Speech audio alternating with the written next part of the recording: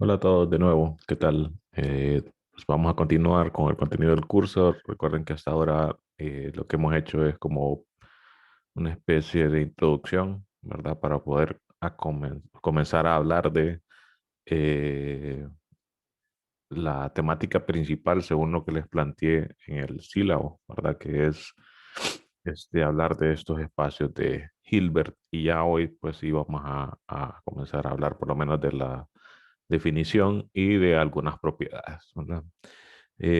Así que hoy pues eso es lo que nos interesa, comprender las definiciones de producto interno, espacios pre-Hilbert y Hilbert y algunas de sus propiedades, como les decía. Eh, um, el producto interno, seguramente ustedes ya en algún curso de álgebra lineal, este, o que en alguna de sus partes tenga un poco de álgebra lineal, seguramente ya lo han trabajado, pero bueno, igual vamos a comenzar como que no lo conocemos. Y pues la definición es que el producto interno es una función, ¿verdad? Similar a la métrica, similar a la norma, ¿verdad? Son funciones. Pues esta es una función que tiene como dominio el producto cartesiano noten que se define un espacio vectorial, ¿verdad? El producto cartesiano del espacio vectorial consigo mismo, o sea, toma dos vectores y me regresa un escalar. Aquí K representa el campo de escalares, ¿verdad? Aquí mayormente pues será reales o complejos. Perdón, y para pues considerar las dos opciones le llamamos K.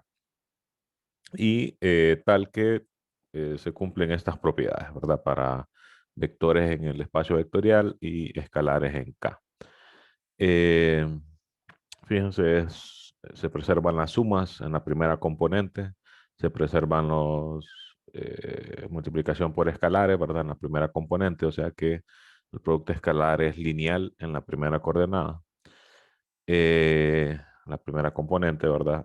El producto interno no es conmutativo, es como casi conmutativo. Recuerden que como este puede ser complejo, entonces este sería un número complejo, ¿verdad? Y este sería el conjugado entonces de este otro número complejo, ¿verdad? O sea que es casi conmutativo, ¿verdad? Si estamos trabajando con reales, pues ahí sí, es conmutativo, ¿verdad? Porque el conjugado, recuerden que la barra aquí significa conjugado, ¿verdad? Conjugado del real es el mismo, ¿verdad? Entonces, si el espacio vectorial que estamos trabajando es real, entonces el producto interno sí es conmutativo. Eh, si siempre es no negativo, ¿verdad? Y cuando da cero, eh, bueno, si el producto de un vector consigo mismo da cero, eso implica que el vector es cero y viceversa, ¿verdad? Estas propiedades son similares, ¿verdad? A las de métricas y normas, y estas son cuestiones de linealidad. Cuando tenemos un espacio con un producto interno, pues una forma como de abreviar todo eso, ¿verdad? Espacio con producto interno, es llamarle espacio pre-Hilbert. ¿Ok? Pre-Hilbert entonces lo que significa es un espacio vectorial junto con un producto interno, ¿verdad? Eh, de aquí, el producto interno, digamos como que el prototipo es aquel producto punto que se trabajaba en RN, ¿verdad? Ese es como ¿cómo se llama? El prototipo, como les decía, de un producto interno. Y entonces, inspirado en eso mismo, vamos a decir que dos vectores son ortogonales si su producto interno es cero. Y lo vamos a denotar similar a como lo hacíamos en RN, ¿verdad? Así que bueno, por ahora entonces tenemos la definición de espacio pre-Hilbert, un espacio vectorial junto con un producto interno, ¿no? Notemos que,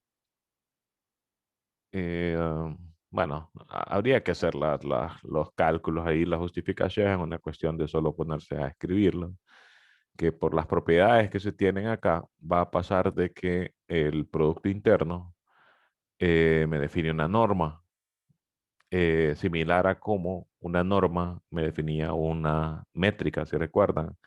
Y entonces eso se puede hacer definiendo la norma de un vector como el producto interno del vector consigo mismo y tomarle raíz cuadrada a eso, que siempre va a estar definida porque dijimos acá que eso iba a ser no negativo, ¿verdad? Eh, y entonces, a partir de esta norma también puedo tener una métrica, ¿verdad? De manera que los espacios pre-Hilbert también son normados y también son métricos, ¿verdad? Recuerden que los más generales acá entonces serían bueno, ya vamos a hablar un poco de lo que pasa al revés, que si recuerdan, eh, cualquier espacio normado se podía ver como métrico, pero no cualquier métrica venía inducida de una norma, entonces como para decirte que no se da la otra dirección, y aquí va a pasar algo similar también. Ya vamos a hablar un poco más de ello. Cuando un espacio pre-Hilbert eh, es completo, y aquí completo, noten que tiene sentido por lo que dijimos anteriormente, ¿verdad? Recuerden que la definición de completitud era que las sucesiones de Cauchy eran convergentes, ¿verdad? Para hablar de convergencia, lo que ocupo es métrica, y como ya tengo producto interno, tengo norma y tengo métrica, entonces tiene sentido hablar de completitud, ¿verdad? Y entonces esta completitud se refiere con respecto a la métrica que se genera a partir de este producto interno, ¿verdad? O del producto interno que tengo, ¿no? Así que cuando un espacio pre-Hilbert es completo, entonces es que le llamamos espacio de Hilbert, ¿no? Noten que entonces tiene sentido como que el nombre, ¿verdad? Pre-Hilbert acá, ¿verdad? Eh, a partir de la definición se pueden comprobar estas propiedades. Noten que la primera solo es una propiedad de linealidad, ¿verdad? Eso es juntar estos dos incisos, ¿verdad?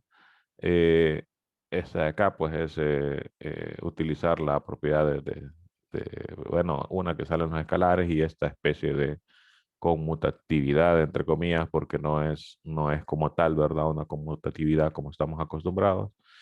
Y esta última es juntar entonces la linealidad con esa, entre comillas, conmutatividad. Eh, Debe haber un nombre, es seguramente algo como semi-conmutatividad o algo así, ¿verdad? Para no estar hablando de conmutatividad entre comillas, ¿verdad? Llamémosle semi-conmutatividad.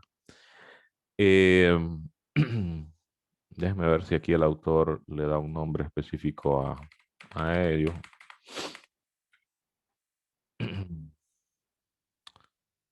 Ok. Conjugación compleja, le llama el autor aquí. Bueno, llamémosla así entonces, como le llama el autor. Conjugación compleja. Y entonces estas propiedades vienen directamente de las propiedades de linealidad combinadas, bueno, la primera solo de la linealidad y estas dos combinadas con esa conmutatividad compleja, ¿verdad? Eh,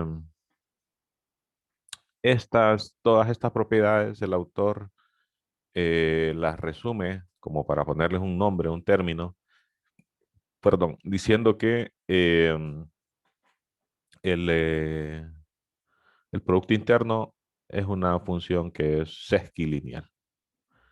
Y ahí el espíritu, lo pueden leer, por aquí está eso. El espíritu de ello es que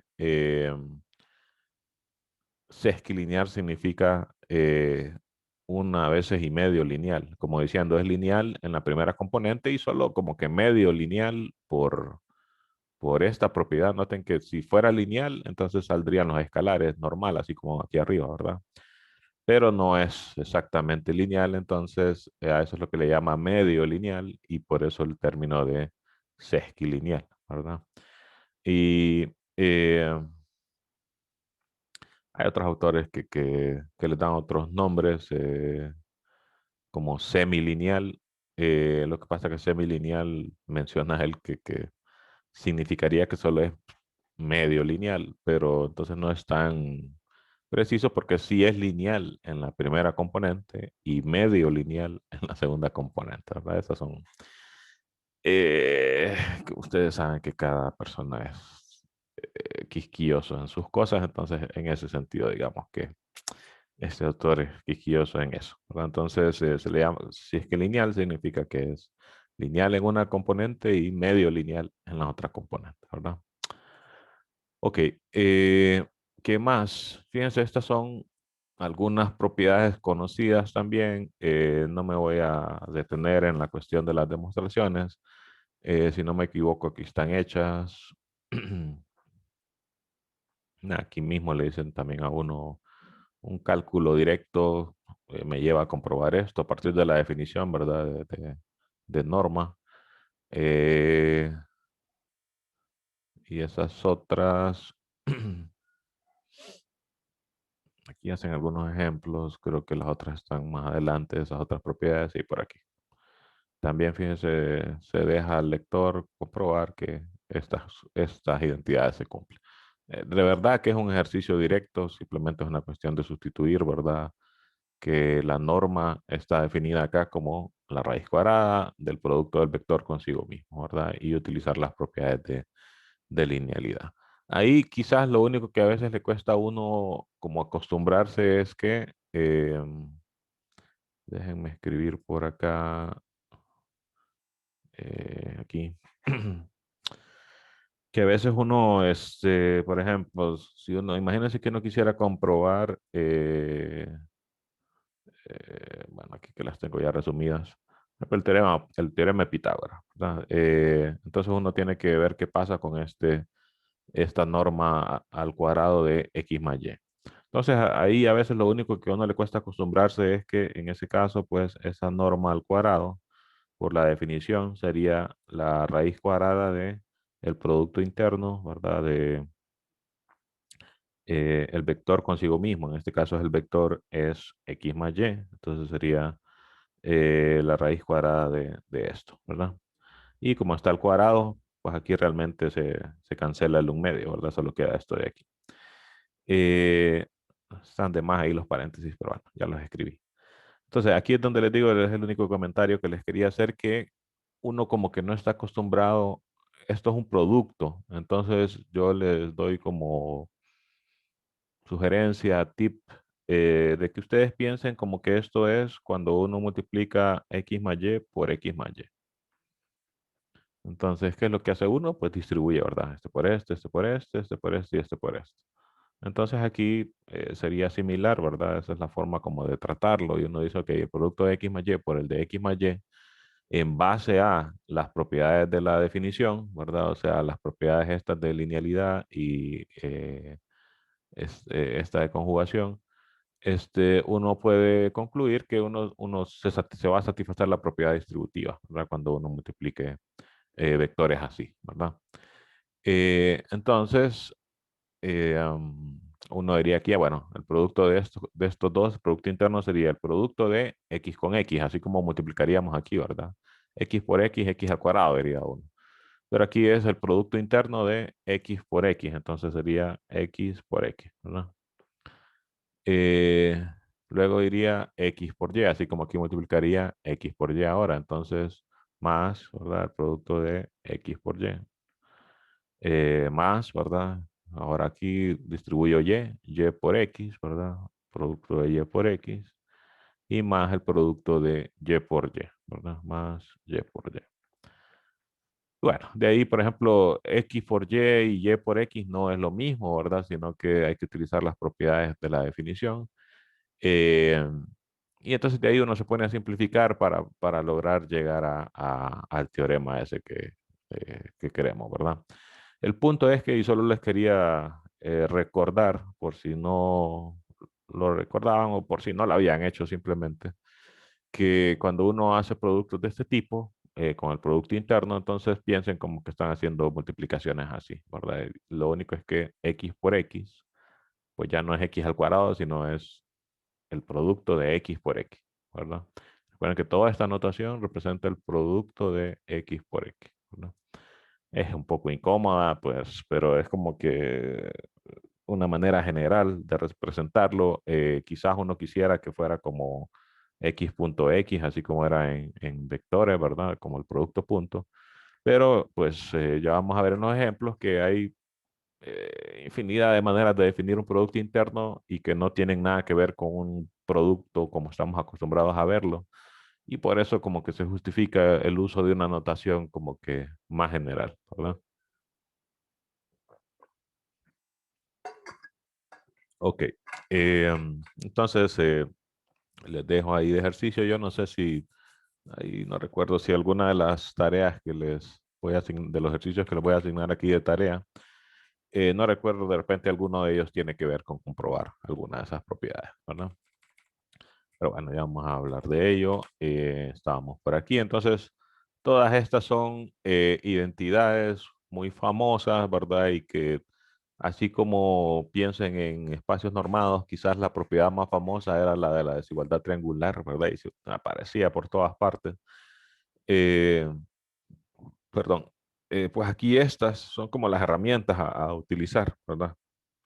Si quiero comprobar alguna cuestión de continuidad o algo, entonces tengo en mente que funcionan estas cosas, ¿verdad? Para hacer simplificaciones, ¿verdad? Esa es la utilidad principal de estas, de estas propiedades. Tienen sus interpretaciones geométricas también, pero recuerden que eso quizás solo en R2, R3 tiene sentido, ¿verdad? Y ya después, pues, en todo caso, uno a veces lo utiliza para sacar algunas ideas. Entonces, ejemplos clásicos de espacios con producto interno, Rn con el producto usual. Aquí el producto usual sería el producto punto, ¿verdad? L2, fíjense, con producto definido como se define el producto punto, solo que aquí en L2 recuerden que son, los elementos son sucesiones, entonces el producto se define como una serie, ¿verdad? Que es como una generalización del producto punto, ¿verdad? Que como aquí solo tengo n componentes, entonces hago la suma hasta n, ¿verdad? Cn, que es como el análogo de Rn, ¿verdad? Solo que con complejos, se vuelve también espacio con producto interno, fíjense, definido así, ¿verdad? Recuerden que estas solo son una alternativa, o sea, no sería raro que uno se encuentre con otra forma de definir un producto interno en Rn, por ejemplo, o otra forma de definir un producto interno aquí en Cn, que son como que los más conocidos, ¿verdad? Lo que sí es cierto es que si uno define el producto, una función como el producto punto usual, o sea, sin los conjugados aquí, Cn no funciona como espacio pre-Hilbert, ¿verdad? Eh, Noten que aquí de las cosas que nosotros ya conocemos es que eh, Rn es completo, entonces no solo va a ser espacio pre-Hilbert, sino Hilbert, ¿verdad? Lo mismo con L2, lo mismo con Cn, ¿verdad? Acá CAB, fíjense que se puede definir como espacio con producto interno, utilizando la integral para definirlo, pero no es completo, ¿verdad? Y eso pues era un ejemplo de, de esa cuestión de completitud. Y si quieren ver detalles, por si no lo tienen así presente, entonces vayan a la página 62. Lo que sí es que se puede completar. Recuerden que los que no son completos, existe la completación, ¿verdad? Y a esa completación acá se denota como L2, L mayúscula. Estos espacios L son espacios de funciones, ¿verdad? Son de alguna manera parecidos a los L minúsculas. Lo único es que estos, acuérdense que son sucesiones, que en todo caso se pueden ver como funciones, ¿verdad? Con dominio natural. Y aquí pues ya serían funciones, en este caso específico, con dominio el intervalo AB. Y tienen una propiedad ahí de integración, ¿verdad? Para que... pero realmente el estudio de estos espacios es como que toda otra área de análisis, de la teoría de integración. Y pues para esta parte, solo tomemos acá como que esta es la completación del espacio CAB. En el libro de, pues, por si pues tienen curiosidad, ¿verdad? En este libro, si no me equivoco, en este libro no hace mucho tratamiento de teoría de integración. Fíjense, solo habla más de teoría de operadores y eso. Aproximación. Sí, ¿verdad? No hay teoría de integración. Y si quieren tener como una referencia, pues sobre eso, como para indagar sobre qué ondas con esos espacios L y esa teoría de integración, en el otro libro que pues les he presentado como segunda referencia principal, aquí sí hay bastante sobre eso en esta parte 3, ¿verdad? Sobre teoría de integración, y entonces ustedes empiezan a indagar aquí, como a buscar, bueno, dónde aparecen esos espacios L. Aquí hablan de medida, primero de teoría de la medida. Estas son las sumas de Riemann, conjuntos de Borel, propiedades de medida. Déjenme mejor irme aquí. Ya cuando aquí se empieza a definir la integral de Lebesgue, por aquí entonces se empieza a hablar del conjunto de funciones. Aquí fíjense, empiezan a aparecer esas L, ¿verdad? Que son Lebesgue integrales. O sea, si quieren indagar más sobre eso, como que qué es eso, pues aquí tiene una fuente, ¿verdad? Eh, Aquí creo que Crazy como que asume que uno ya tiene una formación en eso, aunque creo que aquí, bueno, me estoy yendo como a pie, estamos como por acá, no, más todavía, 150 y por aquí. Cuando hace los primeros ejemplos y habla del ejemplo ese de la integral, déjeme ver qué dice sobre el espacio este. Dice, es el espacio real, dice.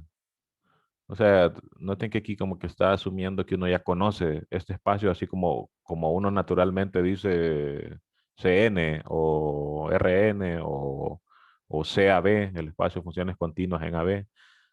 Así que podría ser que no, ¿verdad? Aunque estos se utilizan, vamos a ver, ¿en qué clase ustedes puede ser que lo hayan?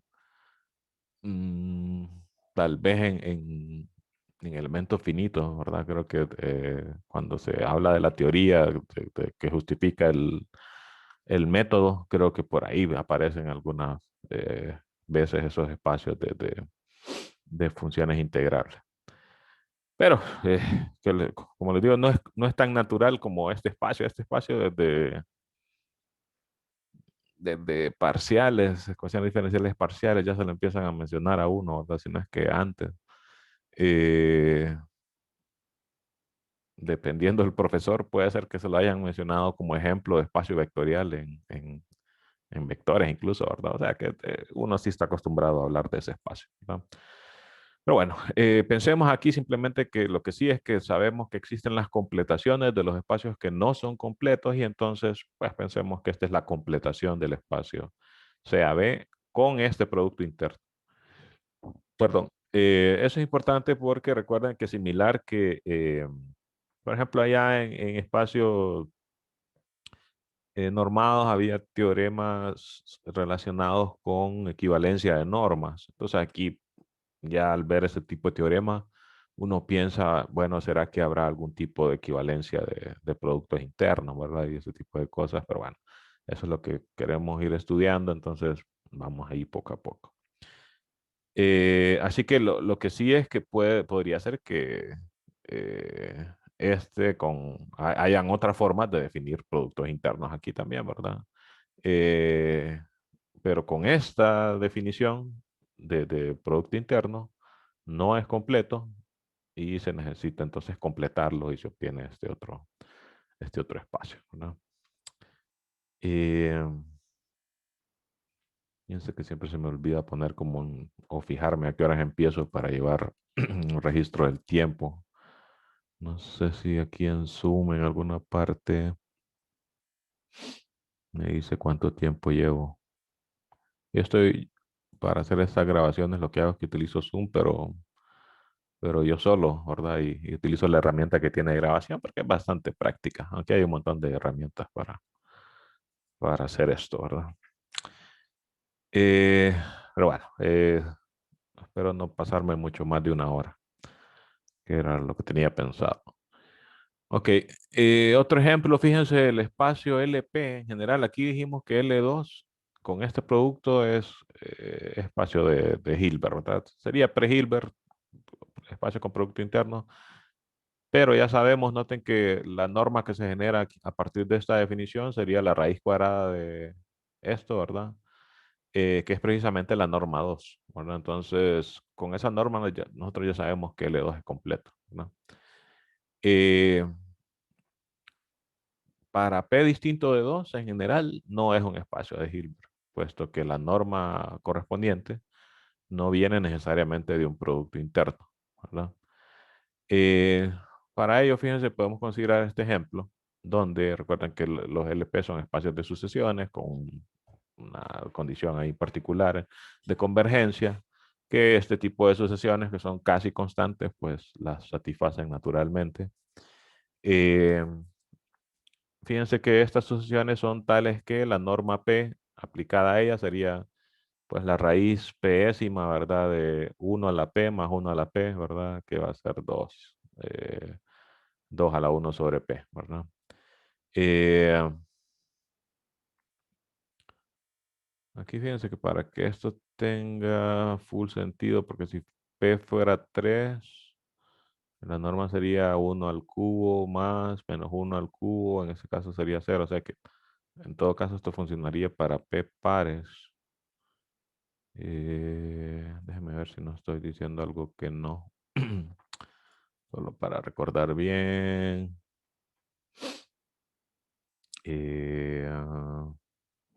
Norma 2. Norma 2. Y aquí, por aquí aparece la norma P. Acá. Bueno, una expresión similar a esta. Pero es que llevan valores absolutos ahí. No, entonces sí, no hay problema, ¿verdad? Estaba pensando que solo era el valor elevado a la P, pero es con valor absoluto, entonces ahí sí no hay problema, ¿verdad? Sí, bueno, nos podemos guiar de aquí, ¿verdad? Aquí estaba. Esto era lo que estaba buscando. Entonces, valor absoluto de la componente elevado a la... Sí, no hay problema. Entonces, sí, no importa que este sea menos uno, ¿verdad? Y este P sea par o impar, siempre va a dar 2 acá. Bueno, entonces, la norma de estos vectores es 2, pero la norma de la suma, si sumo a estos dos, me va a dar 2 en la primera componente, 0 en la segunda y 0 en todas las demás, ¿verdad? O sea que la norma sería, vamos a ver, sí, sería la norma de la sucesión 2, ¿verdad? Que solo tiene una componente que es 2. Entonces sería 2, nuevamente en valor absoluto, elevado a la P y a la 1 sobre P. Entonces el P cancela con el 1 sobre P y solo me queda 2, ¿verdad? En este caso, la resta, 1 menos 1 se elimina, 1 menos 1, 2 y los demás son 0. Entonces nuevamente solo me queda una componente que es 2, ¿verdad? Y entonces la norma me da 2, ¿verdad? Entonces, esto fíjense que implica que no se satisface la desigualdad del paralelogramo, ¿verdad? ¿Por qué? Esta decía, la norma de la suma al cuadrado, déjenme solo ir anotando para no solo estar hablando al aire aquí.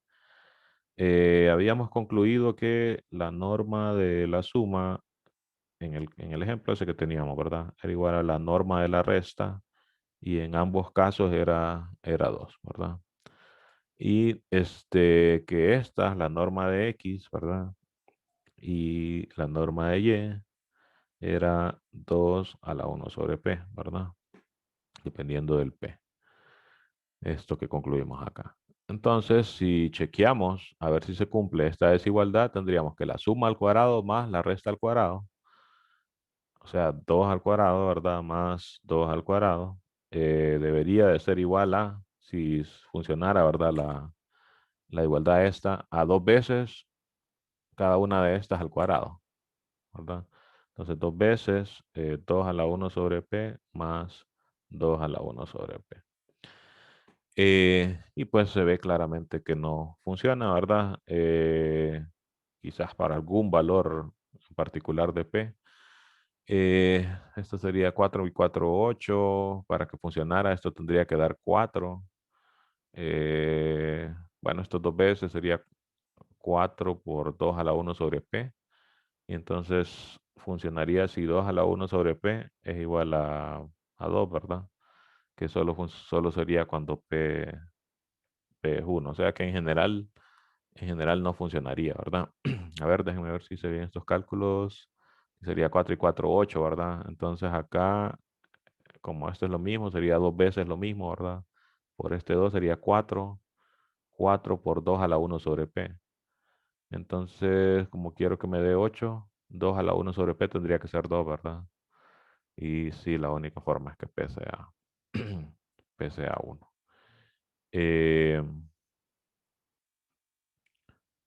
y entonces, en general, no es cierto, ¿verdad? Y entonces no funciona la desigualdad triangular, esta del paralelogramo, la igualdad del paralelogramo, perdón.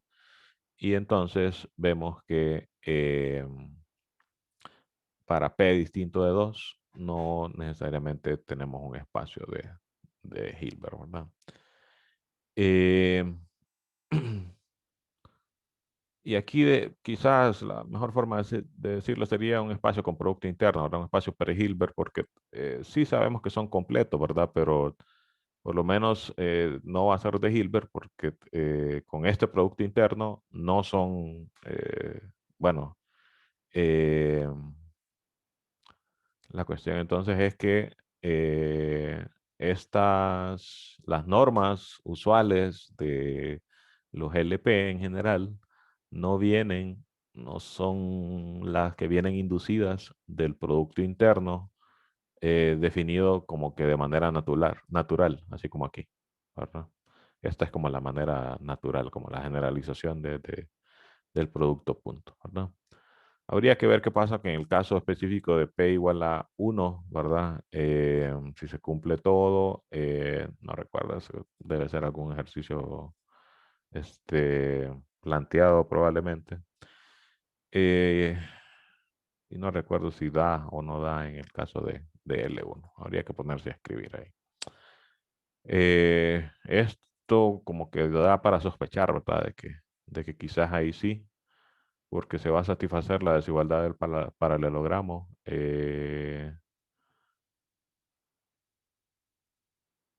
Aquí puse P, Y, ¿verdad?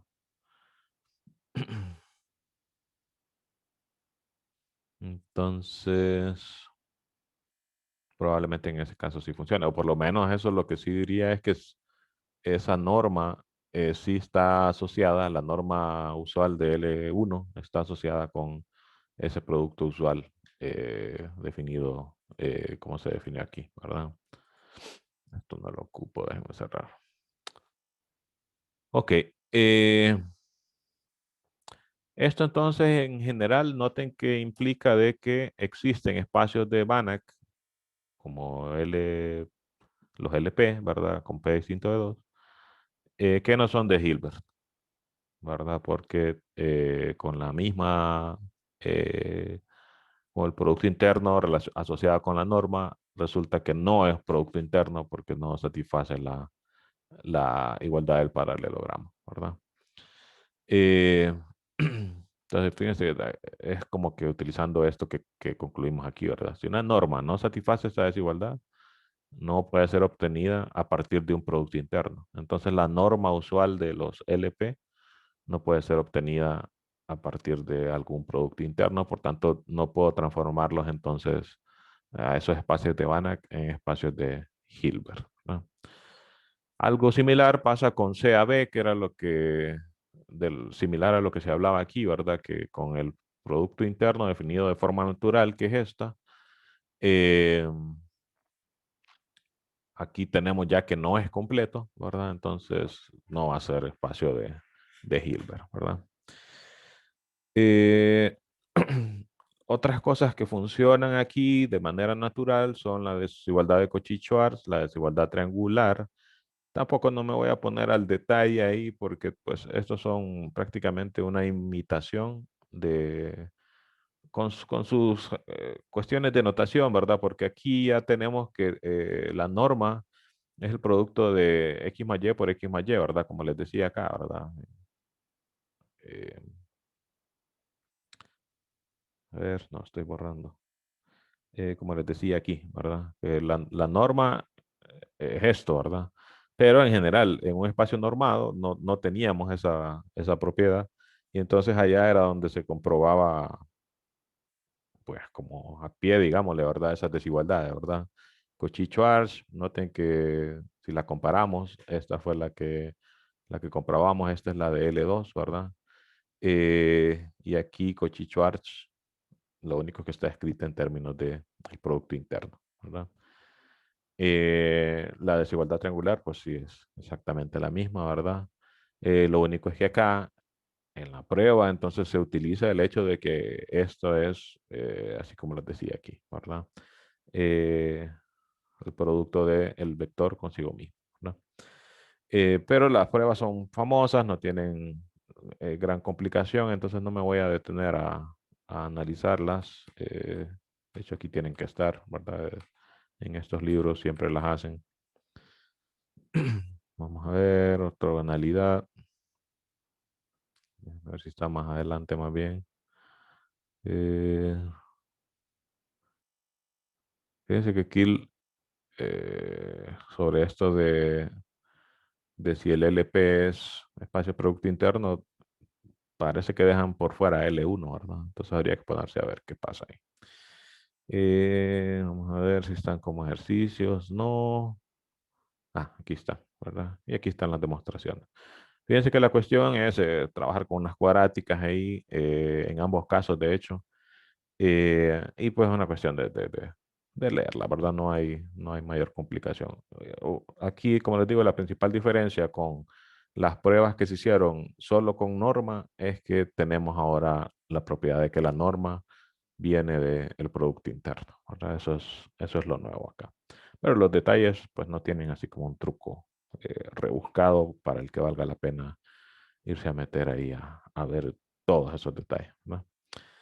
Eh, de todas maneras, recuerden que para las personas que no estuvieron en la clase anterior, todas estas cosas yo sí las expliqué con detalle en la clase anterior, de la cual hay video, ¿verdad? En la misma página en que les estoy poniendo los videos ahorita, en el mismo canal de YouTube, ahí mismo ustedes pueden explorar. Aquí están los videos que les he puesto ahora de espacios normados, ¿verdad? Dos. Y si ustedes ven la lista de todos los videos, entonces aquí van a encontrar un montón de videos, ¿verdad? De varias clases. Pero los que interesan son estos de análisis matemático 2. Entonces, por ejemplo, los primeros videos de análisis matemático 2 deben de ser de esas propiedades de normas. Les muestro, fíjense. Aquí estoy hablando de los LP, ¿verdad? Eh, Relación entre espacios métricos y normados. Me imagino que por aquí adelantito debe estar las pruebas, ¿verdad? De la desigualdad triangular y todo eso. Que como les digo, si no las tienen así presentes, pues aquí están las explicaciones, ¿verdad? Ahí está la desigualdad de Cauchy-Schwarz. Y aquí sí, como les digo, me fui a detalle a analizar las demostraciones. Entonces, si se sienten así como abrumados, entonces les recomiendo ver esos recursos, ¿verdad? Ok, abrumados en el sentido que les digo, esto solo es de ponerse y en ese sentido, ¿verdad? Porque ese comentario tiene validez si uno realmente ya lo hizo, ¿verdad? Pero si uno nunca se ha puesto a analizar bien la prueba de estas desigualdades, entonces ahí es donde se puede como quedar como, yo no lo he visto, lo quiero ir a ver, ¿verdad? Entonces, están ahí hechas en los libros, pero pues ahí tienen una explicación. Y son famosas, o sea que si buscan explicaciones de otra gente, pues seguramente hayan infinidad, ¿verdad? Eh, Fíjense, ya esto sí podemos analizarlo un poco a detalle, que este lema lo que dice prácticamente es que el producto interno como función de dos variables es una función continua, ¿verdad? Porque preserva la convergencia, ¿verdad? Si xn converge a x, yn converge a y, entonces la sucesión ya aplicada a la función converge a, a la imagen de los límites, ¿verdad? O sea, en otras palabras, el producto interno visto como función es continuo, es lo que está diciendo aquí, ¿verdad? Entonces, entonces lo que se aplica es pues precisamente el, querer ver si se cumple el criterio secuencial para continuidad de funciones, en este caso de dos variables, ¿verdad? Que lo que quiero ver es si esto es menor que epsilon para cualquier epsilon, ¿verdad? Que implicaría que el límite de esto es esto, ¿verdad? Que es precisamente lo que se quiere comprobar. Entonces, fíjense, es la típica prueba y aquí sí, pues sí decidir ver el detalle como para ir acostumbrándose a la diferencia de que aparece ahora hay que estar trabajando más con estos productos internos. Pero si observamos, esta es la típica prueba en que, por ejemplo, fíjense aquí se agregó y se quitó un término, ¿verdad? Convenientemente. Tengo esto, le agrego este y este, ¿verdad? Como este valor absoluto, recuerden que estos son reales, o complejos, podría ser módulo, ¿verdad? Que tienen las mismas propiedades. Entonces aplica la desigualdad triangular, entonces los agrupo, ¿verdad? Utilizo las propiedades de linealidad, eh, que por lo menos esta de preservar las sumas y restas sería también, ¿verdad? Sí se preserva tanto en la primera como en la segunda componente. Recuerden que lo que cambia es cuando salen los escalares, ¿verdad? Y eh, la cuestión de la este, conmutatividad esa compleja, ¿verdad? ¿Qué más? Esto sería entonces por la desigualdad de Cauchy-Schwarz, menor o igual que el producto del primero, la norma del primero, perdón, por la norma del segundo. Y lo mismo aquí, ¿verdad? Norma del primero, norma del segundo. Y como xn converge a x, entonces esto tiende a cero. Como yn converge a y, o al revés, esto converge a cero. Y como yn converge a y, este tiende a cero, ¿verdad? Por tanto, todo esto tiende a cero, ¿verdad? Cuando cuando n tiende a infinito, ¿verdad? Eh, de modo entonces que esto tiende a cero cuando n tiende a infinito, por tanto el límite de esta sucesión, ¿verdad? De productos es este, ¿verdad? Este producto, ¿no? De manera entonces que el producto interno es una función continua similar a, si recuerdan, la métrica también era una función continua. Era la que más se utilizaba, ¿verdad? Que la métrica era continua. Eh, ¿Qué más? Algunos otros conceptos relacionados. Fíjense que podemos hablar así como en espacios vectoriales, espacios métricos, espacios normados. Siempre se definía el concepto de este isomorfismo. En cada caso, pues lo que se quería era ver que se preservaba la propiedad más importante del espacio, o sea, en el caso de los espacios vectoriales, la cuestión de la linealidad, en los métricos que se preservaran las métricas, ¿verdad? Y en los normados, pues que se preservaran las normas, ¿verdad? Y la estructura de espacio vectorial también. De manera entonces que el concepto de isomorfismo en espacios pre-Hilbert es pues una función, fíjense, como los espacios pre-Hilbert son espacios vectoriales, entonces ocupo que se preserven las transformaciones lineales. Para hacer isomorfismo, pues siempre pido que sea biyectiva, ¿verdad? Y lo nuevo del espacio pre-Hilbert es que tiene un producto interno. Entonces, perdón, lo natural es también pedir que se preserven los productos internos, ¿verdad? Que es como decir, ok, que el producto de las imágenes sea el mismo que el producto de las preimágenes, ¿verdad? Eh, comentario, como los productos internos definen una métrica, entonces los isomorfismos de espacios pre-Hilbert también son isometrías, ¿verdad? Porque van a preservar las distancias también, ¿verdad? Eh, Veamos qué dice este teorema. Para cada espacio pre-Hilbert existe uno de Hilbert y un isomorfismo, ¿verdad? A un subespacio denso del espacio Hilbert, el más grande, que es único salvo isomorfismos. Esto les debe de como recordar algo, ¿verdad? Este es el típico teorema de completación, ¿verdad? Aquí pues también uno se puede ir al detalle. Si ustedes recuerdan, esas pruebas de completaciones son aquellas que tenían que ver con la cuestión de generar clases de equivalencia, sucesiones de Cauchy, y entonces pues aquí se imita eso, pero con el producto interno. Como les digo, aquí me voy a aprovechar de que ya lo habíamos trabajado para espacios métricos, ¿verdad? Y entonces, de todas maneras, acá el autor pues sí hace la demostración completa, fíjense. Eh, por aquí entonces hablan de,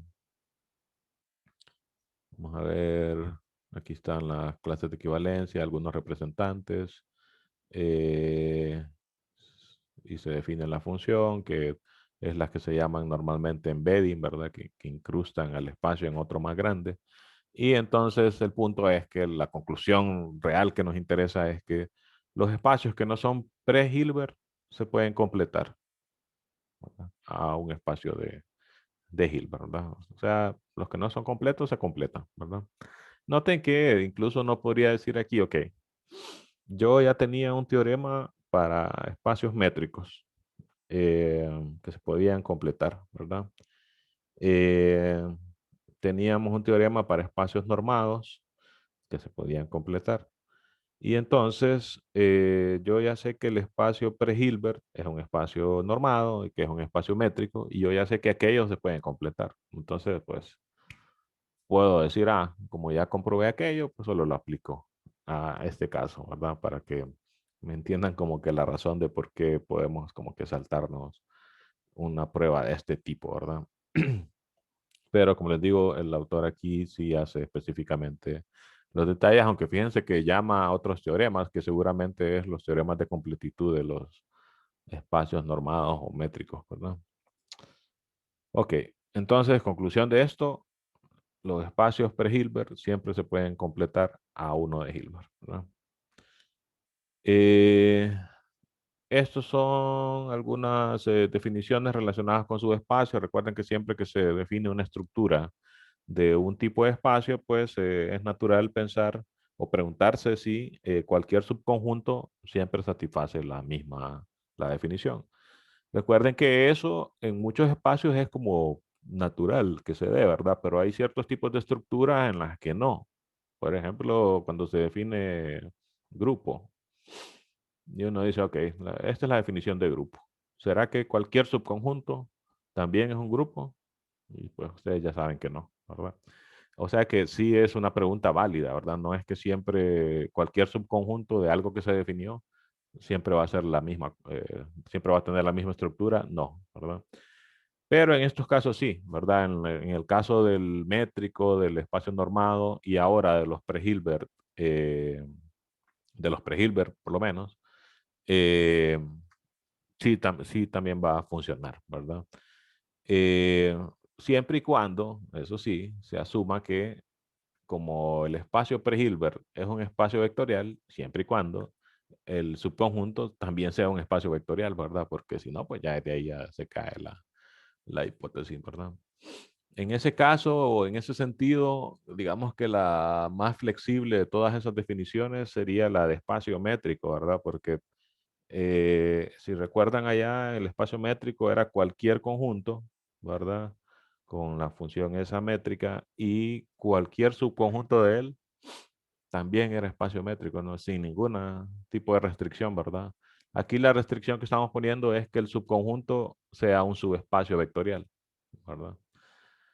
Entonces, fíjense, un subespacio de X pre-Hilbert es un subespacio vectorial junto con el producto interno del espacio grande, ¿verdad? Restringido a solo los puntos del subespacio, ¿verdad? Pero, pues sí, aquí se exige que sea subespacio vectorial, ¿verdad? Un espacio, un subespacio, perdón, de un espacio de Hilbert no necesariamente va a ser de Hilbert, ¿verdad? Pero sí va a ser un pre-Hilbert. ¿Por qué? Porque Hilbert ocupa que sea completo, ¿verdad? Entonces, si yo agarro un subespacio, aunque sea espacio vectorial, no necesariamente va a ser completo, ¿verdad? Aquí sí hay algunos resultados que ya los vamos a mencionar, ya estamos casi terminando, relacionados con eso, ¿verdad? Por ejemplo, nosotros sabíamos que un cerrado dentro de un completo era completo. Entonces, si el subespacio que agarro es cerrado, entonces ahí sí, ¿verdad? Eh, ¿Qué más? Note que un subespacio de un espacio de Hilbert, no, lo que estaba diciendo ahorita, ¿verdad? Y podemos utilizar esos resultados que nosotros teníamos anteriormente adaptados a la nueva estructura, ¿verdad? Como ese que les digo, un subespacio cerrado de un espacio completo es completo. Entonces, fíjense que el análogo aquí es Y es completo, sí, solo sí, Y es cerrado. Entonces lo aplico al caso de Hilbert, ¿verdad? Entonces, Y es Hilbert, sí, solo sí, Y es cerrado dentro del espacio de Hilbert. Noten que aquí la hipótesis es que Y es un subespacio de un espacio de Hilbert H. El grande es H, ¿verdad? Entonces, Y es completo, o sea, Y es de Hilbert, sí, solo sí, Y es cerrado, ¿verdad? Si Y es de dimensión finita, también por resultados anteriores, perdón, también va a ser completo. Y este quizás no es tan conocido. Si H es separable, de hecho creo que este se los dejo de tarea. Sí, aquí fíjense, es el inciso C de acá. Si es separable, y aquí el mismo autor se lo deja a uno comprobar esto, ¿verdad? Y dice que es simple. Recuerden que eso a veces depende de uno, ¿verdad? Que hay veces que no es tan cierto que sea simple la cosa. En este caso creo que sí. Si H es separable, entonces Y también. Y más aún, todo subconjunto de un espacio pre-Hilbert, o sea que no ocupo que sea Hilbert, que es separable, también es separable. Todo subconjunto de un espacio pre-Hilbert separable también es separable. Aquí esto es como más general, ¿verdad? Que esto aquí es, si H, que es espacio de Hilbert, es separable, entonces el subconjunto también. Y aquí es como generalizar, ¿verdad? Si es pre-Hilbert, también, ¿verdad? Okay. Recuerden que separable significa que tiene un subconjunto denso contable. Y aquí, para este tipo de cosas, traten de utilizar los resultados que ya se tienen, ¿verdad? Que en este caso, vaya, para los que estuvieron en la clase anterior, pues son todas las cosas que ya probamos nosotros anteriormente. Y recuerden que habían teoremas sobre densidad, ¿verdad? O sea que cualquier teorema sobre densidad que yo vea que me sirve aquí, pues lo utilizo, ¿verdad? Y para los que no, pues en este caso pueden irse solo viendo los teoremas que están en las secciones anteriores, ¿verdad? Y busco, bueno, voy a buscar a ver si hay un teorema sobre separables o sobre densos acá, ¿verdad? Lo otro también es que recuerden que los ejercicios que dicen pruebe que tal cosa, pues entonces uno los puede utilizar como que ya lo hice, ¿verdad? Por el ejercicio tal cosa, ¿verdad? Los que son proposiciones, ¿verdad? Los que son preguntas, no, porque fíjense aquí dice, ¿será que esto es lineal? Aquí me está preguntando, o sea que la respuesta puede ser sí o no. Entonces, esto yo no lo puedo utilizar como para hacer otro problema, ¿verdad? Porque tendría que saber la respuesta, ¿verdad? Si es sí o no. En los casos que dice, pruebe que tal cosa, entonces ahí me están diciendo que es cierto, pruébela, ¿verdad? Entonces, esos son los que uno puede utilizar, ¿verdad? Como que ya lo hizo. Bueno, entonces con eso terminamos por hoy. Les dejo de ejercicios estos primeros que fíjense que son de la sección 3.1 y 3.2 y además probar ese inciso C del teorema que era precisamente eso que les estaba mencionando ahorita, ¿verdad? Probar esto. Con esto, fíjense que ahora sí ya les voy a hacer una evaluación sobre este primer contenido, estas primeras secciones 3.1, 3.2. Entonces ahí la vamos a hacer el otro viernes. Ya hoy les voy a poner ahí en el campus un aviso de eso, ¿verdad? Precisamente. Y aquí entonces ya les voy a poner un vínculo para subir la tarea. Ya voy a crear la prueba, pero no va a estar activa, ¿verdad? Hasta el día viernes de la próxima semana, ¿verdad? Entonces, pendientes a ello, recuerden que esto que les estoy dejando de tarea aquí se junta con lo que les había dejado antes, que era la cuestión de investigar sobre el dual de el infinito, ¿verdad? Y eso entonces, más estos problemas, conforman la tarea 1, ¿verdad? Bueno, nos quedamos entonces aquí por hoy. Saludos a todos.